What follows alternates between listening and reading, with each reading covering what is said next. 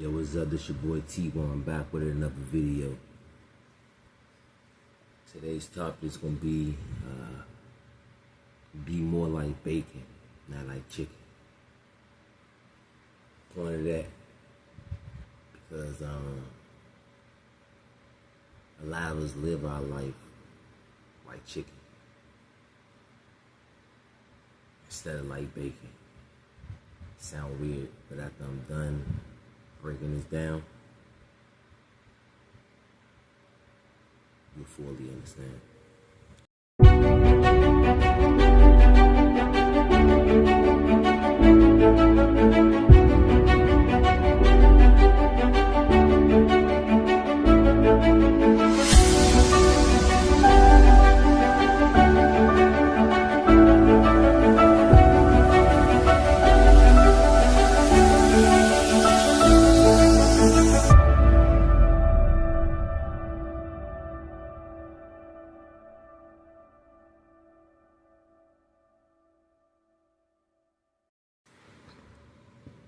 Greater love has no one than this, to lay down one's life for one's friend.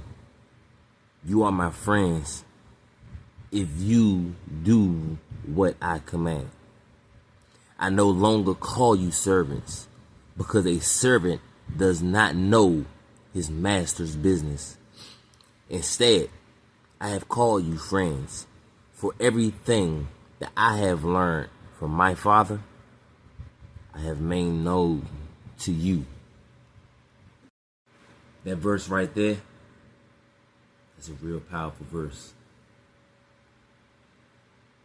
because it made a statement to us that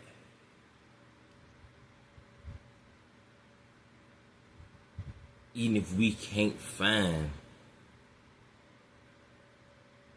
love from no one on this earth, no matter how much we search and try to look and find it, that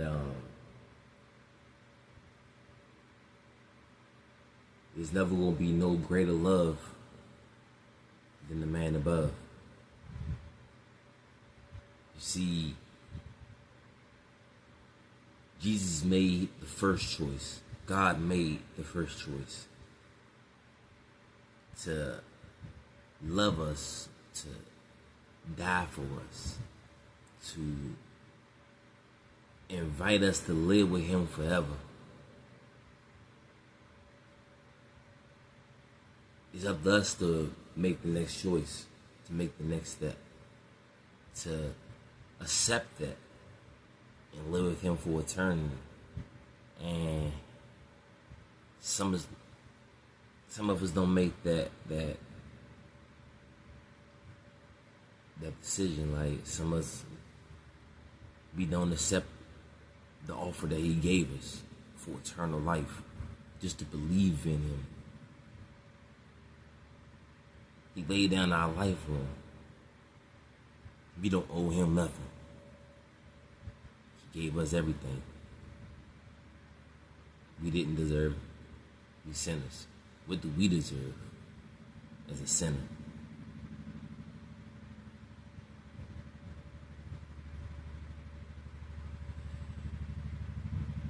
Without his choice, we wouldn't have no choice to make.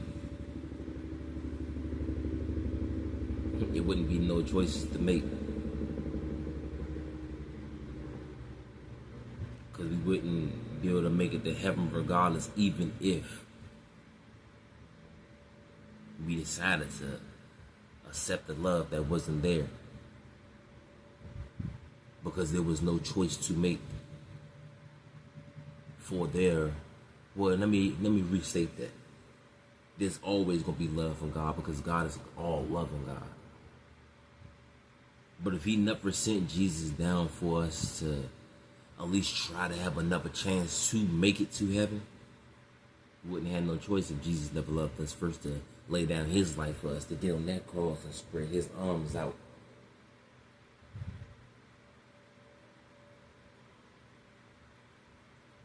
and to say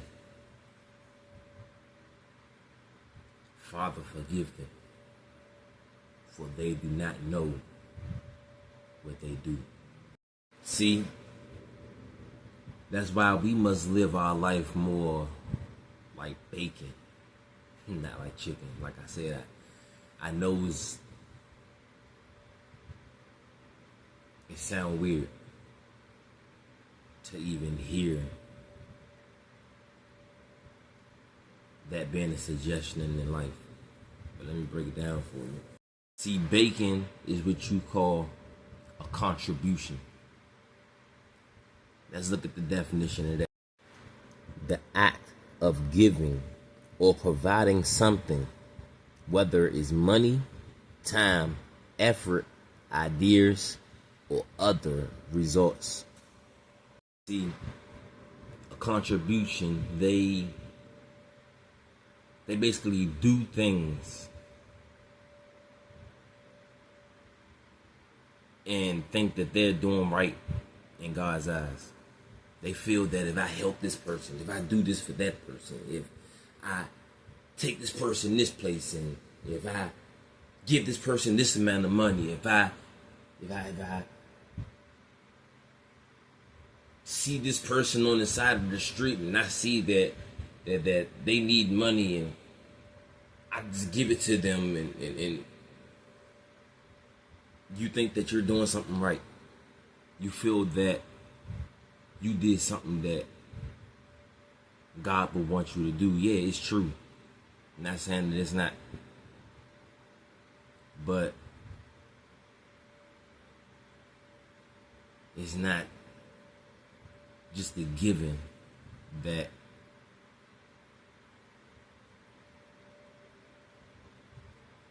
needs to take place. Because if you can give to someone and then later on complain about how you gave to that person and no one is giving back to you, you can't never get no help from nobody.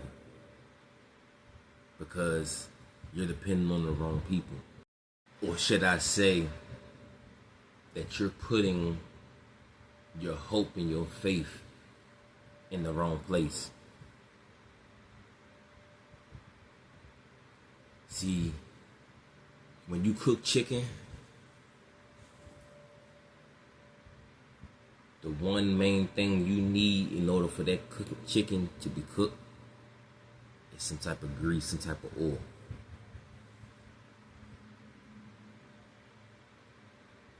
See, that oil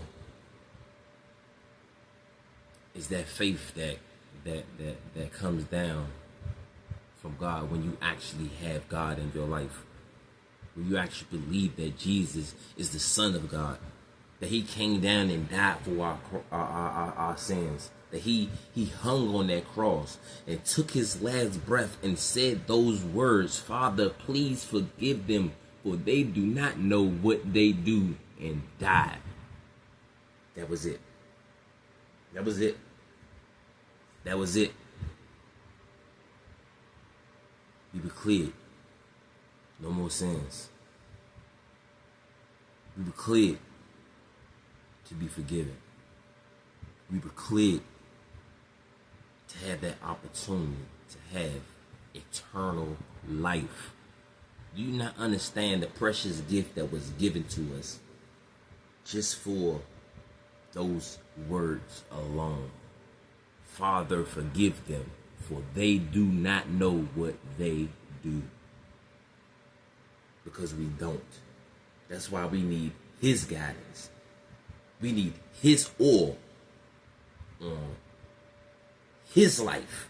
Because this is not our life. We just live in it.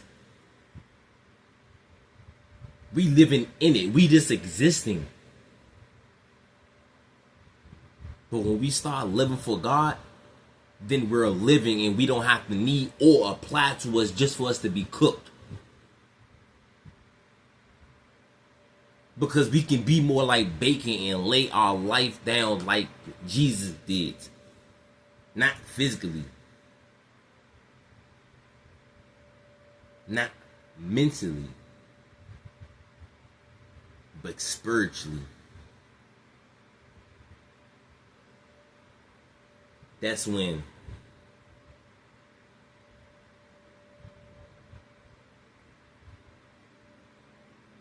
you do things a contribution do.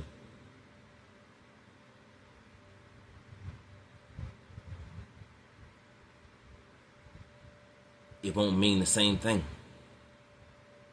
Because when you cook bacon and that heat applies, when the pressure applies, when the hard times get tough, it provides its own oil.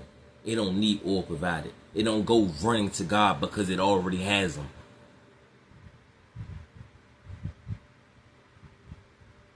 When we be more like bacon, we have the power and the glory and the oil of God already in us. So we already know we can apply these things. We can apply these things. Everything that it says inside here, if we meditate on His word.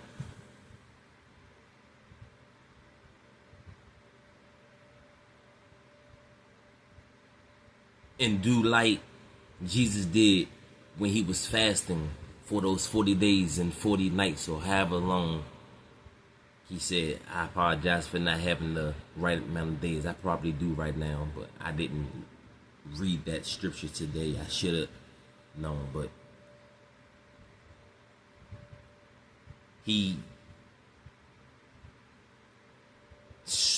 quoted scriptures to him every time the devil said something to him.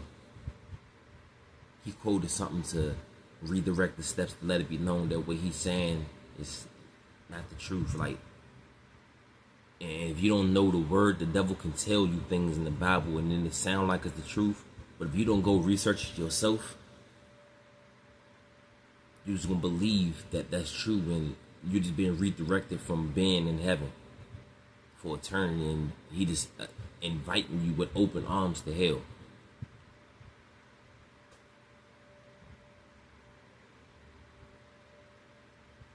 Be like that bacon. Be ready to lay down your life spiritually for the right reasons. And the only way to be able to do that is put your head in this Bible.